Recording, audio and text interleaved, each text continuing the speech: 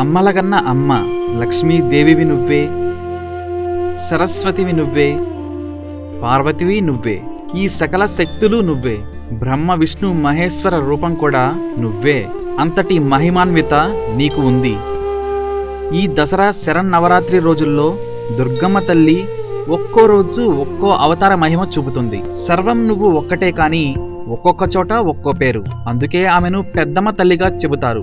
ఈ సృష్టికి మూల కారణం ఆమె, ఈ జగత్తుకు ఆధారము ఆమె అని భావిస్తారు అందరూ భక్తులు. ఈ శరన్నవరాత్రులు ఆమె తనలోని వివిధ రూపాలను చూపి భక్తులను కరుణిస్తుంది. ఆడపిల్లల నుంచి అమ్మమ్మల వరకు ప్రతి ఒక్కరిని గౌరవించి ఆదరించమని ఈ అవతారాల ద్వారా సూచిస్తుంది. ఆమె రక్షణలోనే నీకు బ్రతుకుందని చెబుతుంది. స్త్రీ శక్తికే నిదర్శనంగా నిలిచే ఆ తల్లి రూపాల గురించి ప్రతి ఒక్కరూ తెలుసుకోవాల్సిందే.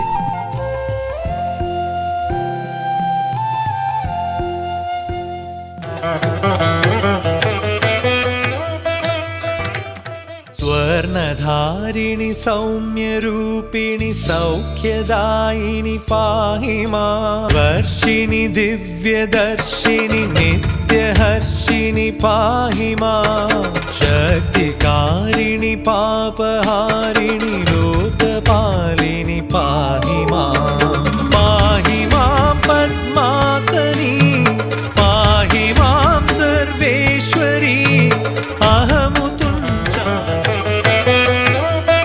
ఇక రెండవ రోజు కనకదుర్గ అమ్మవారు, అమ్మవారి స్వరూపం బాలా త్రిపుర సుందరి. ఈ రోజున అమ్మవారు బాల ఆనంద ప్రదాయిని, బాల్యంలో ఉన్న నిర్మలత్వానికి ప్రతీక. మనస్సు, బుద్ధి, అహంకారం ఈ తల్లి ఆధీనంలో ఉంటాయి.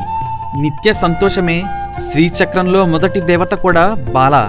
కాబట్టి త్రిపుర సుందరి అనుగ్రహం కోసం ఉపాసకులు ముందు బాలార్చన చేస్తారు. ఈ రోజున 2 నుంచి 10 ఏళ్లలోపు బాలికలకు అమ్మవారి స్వరూపంగా పూజ చేసి కొత్త బట్టలు పెట్టాలి. అలాగే ఓం ఐం హ్రీం శ్రీం బాలా త్రిపుర సుందరైన్యమః అని 108 సార్లు చదవాలి. అమ్మవారికి ప్రత్యేకంగా పాయసం నైవేద్యం పెట్టాలి.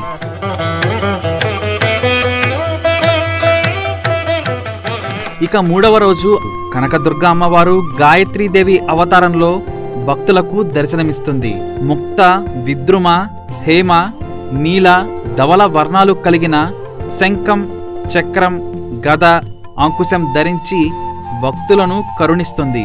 గాయత్రికి మించిన మంత్రము, అమ్మకు మించిన దైవము ఈ సృష్టిలోనే లేవు. అనునిత్యం గాయత్రి మంత్రం జపించే వారిని ఆ అమ్మ తప్పక రక్షిస్తూనే ఉంటుంది. కాబట్టి స్త్రీలను గౌరవించడం వల్లే ఈ ప్రపంచం కాపాడబడుతుందని గాయత్రి అవతార మహిమ ద్వారా భావించవచ్చు.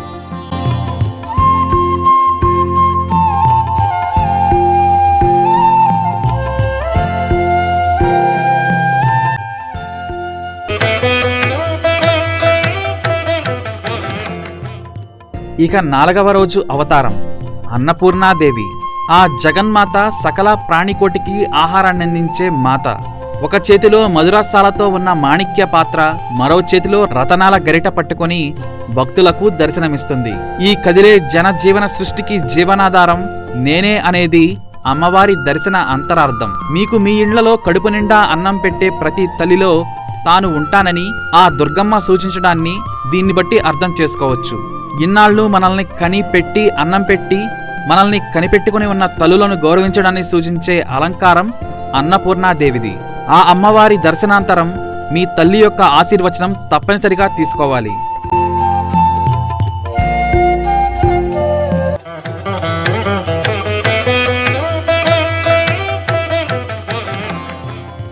ఇక 5వ రోజు దుర్గమ్మను లలితా త్రిపుర సుందరిగా అలంకరిస్తారు. లక్ష్మీ సరస్వతులు అమ్మవారికి ఇరువైపులా వింజామరలు వీస్తుండగా సదాశివుని తన ఆసనంగా మలుచుకొని కనకదుర్గమ్మ భక్తులకు దర్శనమిస్తుంది. విద్యకు ప్రతిరూపమైన సరస్వతి, ధనానికి ప్రతిరూపమైన లక్ష్మీదేవి ఆమెకు ఇరువైపులా చేరి సేవించడంలో ఓ పరమార్థముంది. విద్య, ధనం రెండూ కూడా ఆమెకు సేవ చేయడానికి ఉపయోగించాలని సూచించేవే. విద్యా, ధన, పురుష శక్తులు ఆమె ఆధీనంలో ఉండి ఆమె సేవలకు వినియోగించడంలోనే కుటుంబ వ్యవస్థ మంచిదని సూచిస్తుంది లలితా త్రిపుర సుందరి అలంకారం.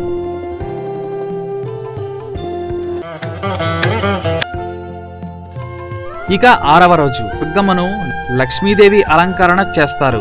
మహాలక్ష్మి అవతారంలో ఉన్న దుర్గమ్మను కొలిస్తే ఏ రకమైన కష్టాలు బాధలు ఉండవని భక్తుల విశ్వాసం. సకల సంపదల స్వరూపిణి అయిన శ్రీ మహాలక్ష్మీదేవి అలంకరణలో అమ్మవారిని దర్శించుకుంటే సకల సంపదలు చేకూరుతాయని విశ్వాసం. ధనానికి అధిదేవత స్త్రీ, ఆమె ఇస్తున్న ధనమే ఇదంతా. అందుకే ఎక్కడ మహిళ గౌరవించబడుతుందో అక్కడ సమస్త సంపదలుంటాయని సూచిస్తూ అమ్మవారు మహాలక్ష్మి అలంకారంలో దర్శనమిస్తుంది.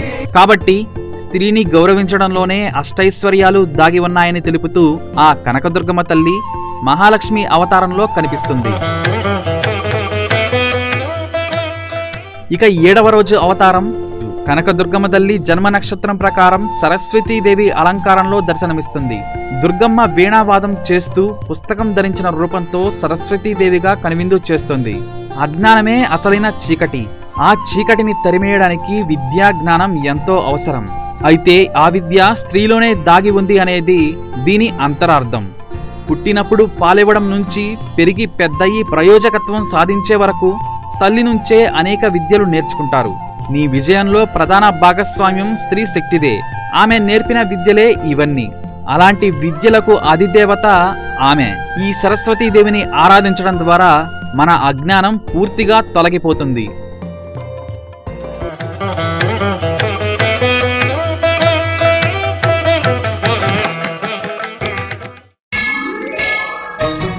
ఇక 8వ రోజు కనకదుర్గమ్మ అమ్మవారు దుర్గాదేవిగా అవతరణిస్తారు. దుష్టశక్తిని గుర్తించిందంటే ఇక ఆ దుర్మార్గానికి ఆయువు మూడినట్టే అని అర్థం.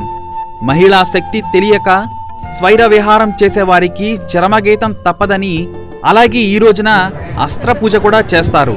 అలాగే ఉత్తర గోగ్రహణం యుద్ధంలో అర్జునుడు జమ్మి చెట్టు మీద ఆయుధాలను పూజించి విజయం సాధించినట్టు పురాణాల్లో మనం ఇదివరకే తెలుసుకున్నాం. అందుకే విజయం సాధించాలంటే ఆ రోజున ఆయుధ పూజ చేయడం తప్పనిసరి.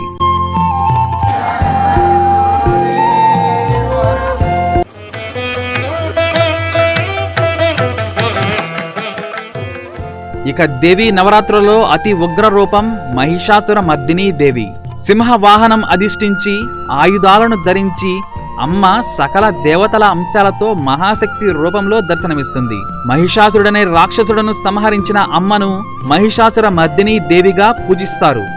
మహిషాసుర మర్దినీ దేవిగా పూజిస్తే శత్రు భయాలు తొలగిపోయి సకల విజయాలు కలుగుతాయి. స్త్రీని అబలగా అనుకొని తక్కువ అంచనా వేస్తే ఆ మహిషాసురుడికి పట్టిన గతే పడుతుందని తెలియజేయడాన్ని సూచిస్తుంది ఈ మహిషాసుర మర్దిని అలంకారం. ఇక ఆఖరుగా రాజరాజేశ్వరీ దేవి అలంకారం. రాజరాజేశ్వరీ దేవి కమలంపై ఆసీనురాలై ఉంటుంది. చేతిలో చెరకు గడ ఉంటుంది. భక్తులకు అభయం ఇస్తూ కనిపిస్తుంది. రాజరాజేశ్వరీ దేవిని అపరాజితా దేవిగా పిలుస్తారు. ఆమెకే విజయ అని మరో పేరు. విజయాదేవి చెడుపై సాధించిన విజయమే ఈ విజయదశమి. ఇలా అమ్మవారు 10 రూపాలలో దర్శనమిస్తారు. స్త్రీని గౌరవించడంలోనే సమస్తమైన విజయాలు దాగి ఉంటాయని అమ్మవారు ప్రతి రూపంలో చెప్పకనే చెప్పారు. దుర్గామాత అవతారాలు స్త్రీ శక్తికే ప్రతిరూపాలు. ఈ దసరా వేళలలో ఈ అవతారాల గురించి తెలుసుకొని అమ్మవారిని దర్శించుకున్న ప్రతి ఒక్కరికి ఆ కనకదుర్గ అమ్మవారి ఆశీస్సులు తప్పక ఉంటాయి. నీ కృపా